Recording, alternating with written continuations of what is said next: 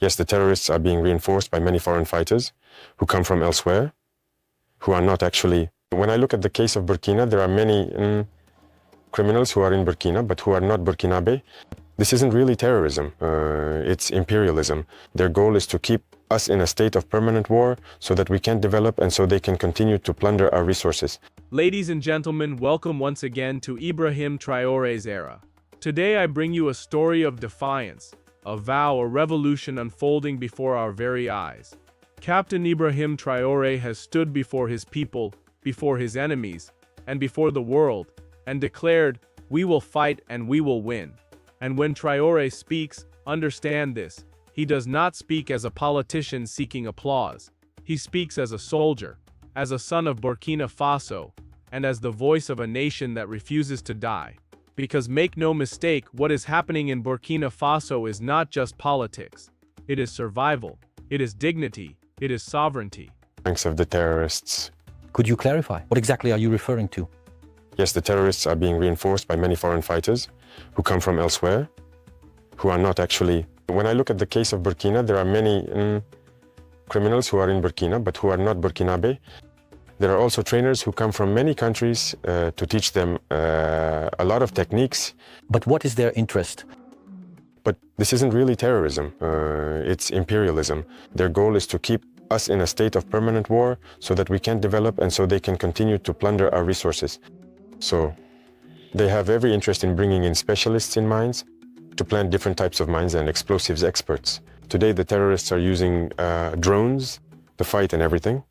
So these are professionals from certain countries who come to teach them all of this. All of this is to keep us in a state of insecurity. But we are aware of the situation. We adapt each time to their methods of operation, and we will continue the fight until we have reclaimed the entire Sahel. Are there specific countries that are funding these fighters? All the imperialist countries are funding these fighters. There you have it. There are many of them. We can't name them individually. Some are even hidden, ones we couldn't imagine. But there are many. It's unfortunate, no, it's very unfortunate, but still, we do not pity ourselves. And we have taken stock of the situation. We will adapt to them, we will fight them, and they will not be able to win. Terror did not appear from nowhere in Burkina Faso. According to Traoré, these so-called jihadists are not even true sons of the land. They are foreign mercenaries, trained, armed, and bankrolled by networks tied to Western powers. Their mission is to plunge Burkina Faso into chaos, to weaken its defenses, to scatter its people, all so that its resources can be looted by the West without resistance. Think about it. A nation rich in gold, cotton, fertile soil and potential, yet strangled since independence by neo-colonial chains. When the West saw a young captain rise to power, a man who said openly Burkina Faso belongs to Burkinabe, they panicked. Their comfortable game of plunder was over, and so they unleashed terror. Traoré said it plainly.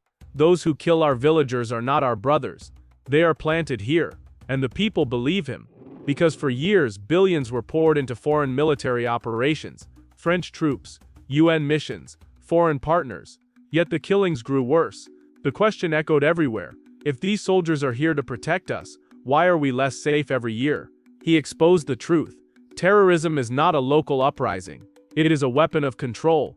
It is the shadow hand of exploitation. And this is where Traoré's defiance shines. While other leaders hide behind diplomatic language, he looks straight into the cameras and says, "We will fight. We will win, even if it takes my last breath." But this is not only his vow. It has become the vow of an entire people. Let us talk about alliances, because this is where the tide is turning. While the West uses sanctions, threats, and tariffs as weapons, Traoré is building bridges with Russia and China. With Russia, Burkina Faso is receiving instructors, modern weapons, drones, surveillance systems, tools that are already transforming the battlefield. The Burkinabe army of today is not the army of yesterday. With China, the nation is building factories, roads, and technology, while trading on equal terms. Unlike the West, China does not demand political submission. They say, "Let us trade, let us build." Together, these alliances have given Burkina Faso both the shield and the sword. The shield of Russian military support, and the sword of Chinese development. And most importantly, the spirit of the people is unbreakable. Villagers who once fled now stand guard over their homes. Youth sign up for defense training. Farmers join patrols. Women cook for soldiers. The entire nation is mobilizing. But brothers and sisters, do not be blind. Look at the pattern. Every time Traoré takes a bold step, nationalizing mines, rejecting exploitative contracts, cutting off colonial ties, suddenly a new wave of terror strikes. Is this coincidence? No. This is strategy. This is pressure. This is psychological warfare designed to break his resolve. But instead of fear, it has created unity. Instead of division, it has created strength. Each attack becomes fuel for resistance. The more they push, the more Burkina Faso refuses to bow. This is what scares the foreign powers most, because propaganda cannot work on an awake people. When citizens see clearly that terrorism follows every act of independence, they no longer believe the lies of humanitarian aid or foreign protection. They now understand, the same hand that brings help by day, delivers weapons by night. This is why the Burkinabe people have rallied like never before.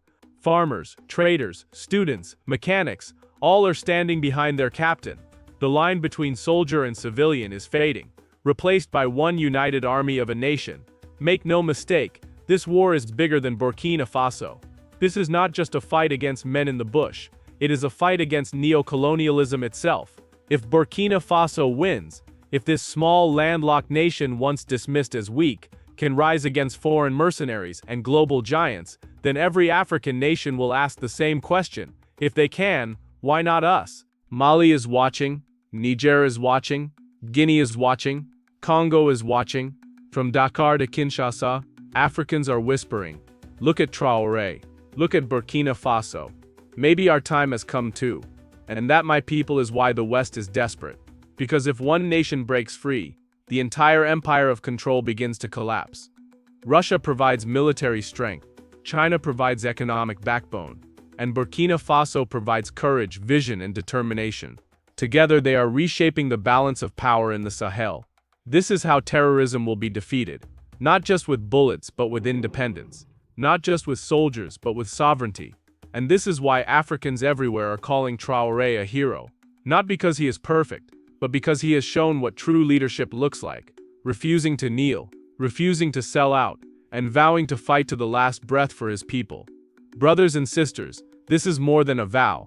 This is a revolution of guns, of spirit, of dignity, of hope. And as Traoré himself declared, we will fight, and we will win. This is Ibrahim Traoré's era. Like and subscribe, because the struggle continues, and victory will be ours.